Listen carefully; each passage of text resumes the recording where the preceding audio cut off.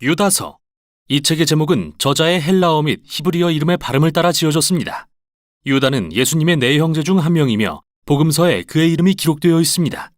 이 형제들은 예수님이 죽으시기까지 아무도 그분을 메시아로 따르지 않다가 죽음에서 부활하신 것을 본 후에 그분의 제자들이 되었습니다.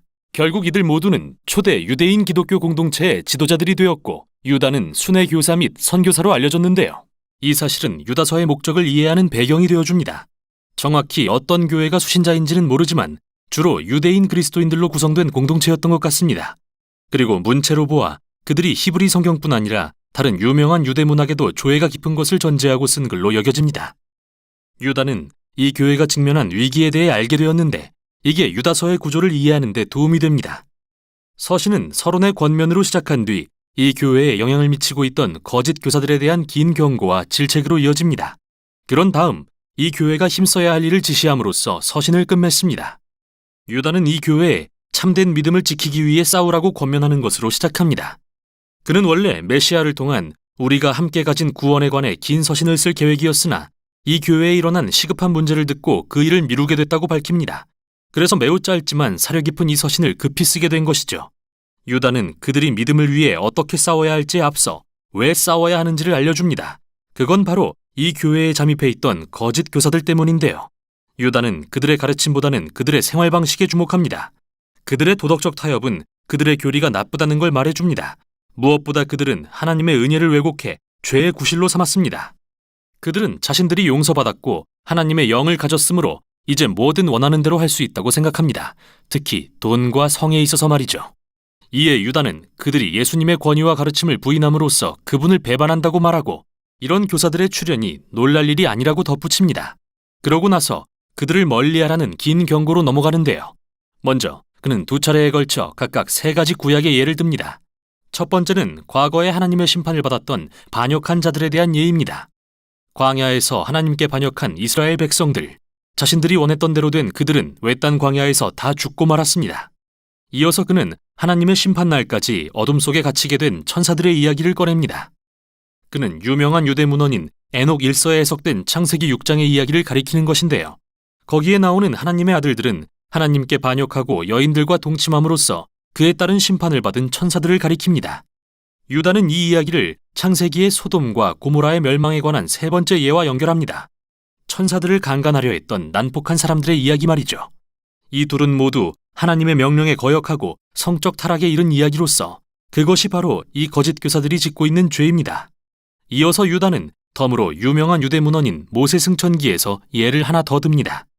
이 책은 에녹 1서와 같이 구약에 포함되지 않았고 신명기의 기초에 모세의 말령과 죽기 전의 가르침을 창의적으로 개작한 글인데요. 유다가 인용한 부분에 미가엘이라는 착한 천사가 등장합니다.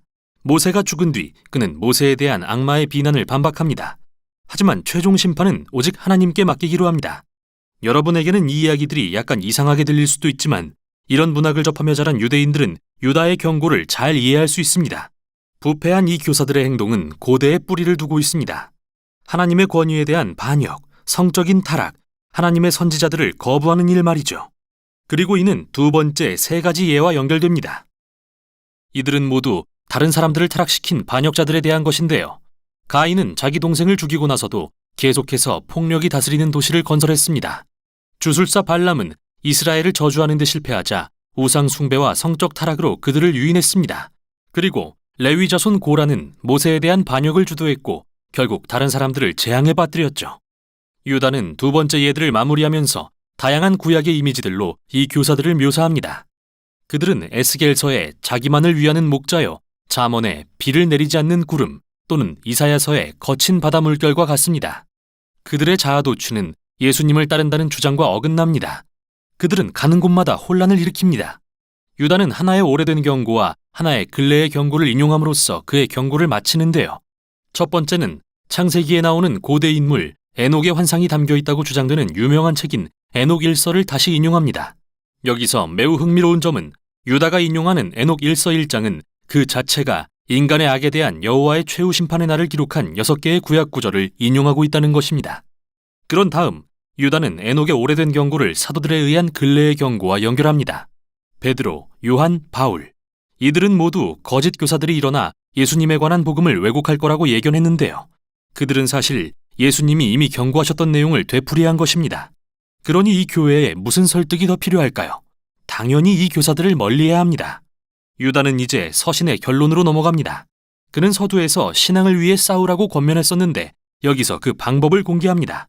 그는 여러 가지 멋진 은유를 들어 예수 공동체를 하나님의 새 성전으로 묘사합니다. 즉, 그들은 가장 거룩한 믿음의 기초 위에 그들의 삶을 세워야 하는데 이는 예수님의 삶과 죽음 그리고 부활에 관한 복음의 핵심 메시지를 가리킵니다. 그 기초 위에서 교회는 기도에 전념하고 순종을 통해 하나님의 사랑에 헌신함으로써 자신을 세워가야 합니다. 이 건물은 하나님의 정의와 자비를 가져오실 예수님의 재림을 깨어서 기다림으로써 온전히 유지될 것입니다. 그리고 이렇게 할 때 예수님에 대한 믿음을 지키도록 서로를 도울 것입니다. 유다는 그분의 백성을 보호하시고 그분의 은혜로부터 너무 멀어지지 않도록 지켜주시는 하나님을 찬양함으로써 결론을 맺습니다. 유다의 이 짧은 서신은 강력하면서도 현대의 많은 독자들을 어리둥절하게 합니다. 왜 오늘날 히브리 성경으로 여기지 않는 글들을 인용했는지 질문하게 만들죠. 에녹 일서와 모세승천기처럼요. 이 시대의 유대 문화는 종교적인 글들로 넘쳐났음을 기억하는 게 중요한데요. 예수님과 그분의 가족, 그리고 모든 초대 유대인 그리스도인들은 히브리 성경과 함께 성경에 기초하고 그로부터 영감을 받은 후대의 여러 책을 읽으며 자랐습니다. 그리고 알다시피 오래전에 이 후대의 책 중 일부를 성경으로 여겨야 하는지를 놓고 논쟁이 있었는데요. 어찌됐든 이 책들은 여전히 중요합니다. 성경에 포함되지 않은 책을 통해서도 하나님의 백성에게 중요한 말씀이 전해질 수 있는 거니까요. 이 시대의 많은 유대 문헌들은 오늘날 제2경전으로도 불리는 외경, 그리고 위경으로 우리에게 알려져 있는데요. 이들은 모두 유대교와 기독교 공동체들에서 보존되고 읽혔으며 매우 중히 여겨져 왔습니다. 즉, 원래 히브리 성경의 일부로 계획된 것은 아니지만 성경 전통의 일부라는 것입니다. 유다는 그의 독자들이 에녹 일서의 말을 중시할 것을 알고서 이를 이용해 말하려는 바를 전한 것이죠. 그건 다음과 같습니다. 예수님을 통해 주신 하나님의 은혜는 머리로만 동의하는 게 아니라 삶 전체로 반응해야 합니다. 유다가 거짓 교사들의 교리에 초점을 맞추기보다는 예수님을 부인하는 그들의 부도덕한 생활 방식을 비판하는 것에 주목하세요. 그는 예수님이 제자들에게 너희가 나를 사랑하면 내 계명을 지킬 것이라고 하신 말씀을 적용하고 있는 것입니다. 그리스도인의 삶의 방식은 우리가 실제로 믿는 것이 무엇인지 보여주는 가장 믿을 만한 지표입니다. 이게 바로 유다서가 전하는 내용입니다.